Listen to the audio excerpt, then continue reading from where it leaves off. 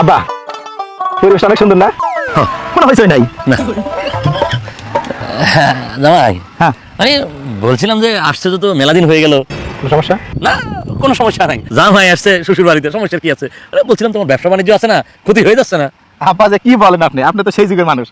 এখন তো অনলাইনের যুগ, দেখেন সিসি ক্যামেরা লাগাই দিছি দোকানে, এই যে দেখেন ওই যে কাস্টমার আসছে, ওই যে কিনতেছে, বাহ এখান থেকে সব কিছু কন্ট্রোল করতেছি, যারা তো কোনো দরকারই নেই বাড়িতে।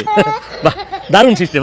হ্যাঁ সুন্দর, একদম মোবাইলে সবকিছু নিয়ন্ত্রণ করা যাচ্ছে, ভালো। মানে ওই এলাকার লোক নানা ধরনের কথাবার্তা বলে, এই আর কি। কি বলে? বলে জামাই তো আসছে শ্বশুর বাড়িতে, মেলা দিন হয়ে গেল, এতদিন শ্বশুর বাড়িতে জামাই থাকে নাকি, এই আর কি। এটা কে বলছে? এটা ওনাকে আমার সাথে কথা বলতে বলেন, আমি ওনার সাথে এই বিষয়ে কথা বলবো। না, তোমার কথা বলতে হবে না, শ্বশুর বাড়িতে জামাই আসছে, জামাইয়ের যতদিন মন চায় থাকবে, মানুষের সমস্যা দেখে, সেটাই তো কথা। আমার তো কোনো সমস্যা নেই, তুমি থাকো থাকো। মানে বলছিলাম তোমার বাবা মাকেও তো দীর্ঘদিন দেখো না, মানে আমার ওই বিয়ে বিয়ানের কথা বলতেছি আর কি, তাদেরও তো খারাপ লাগতে পারে, তাই না? আব্বা আপনি প্রথমে একটা ভালো কথা বলছেন, আসলে খুব খারাপ লাগতেছে। আব্বা আমাকে অনেকদিন দেখি না। এবার মানে কাজ হয়েছে। হ্যালো আব্বা, আসসালামু আলাইকুম।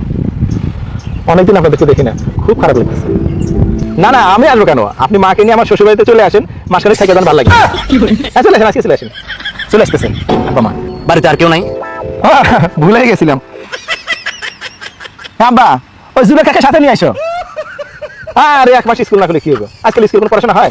হ্যাঁ আসুক, ঘুরে গেলে ভালো লাগবে। ছোট বোন আসতেছে। আসুক, আত্মীয় স্বজন আছে সবাইকে নিয়ে আসতে বলো, একসাথে থাকলাম আরো ভালো লাগবে।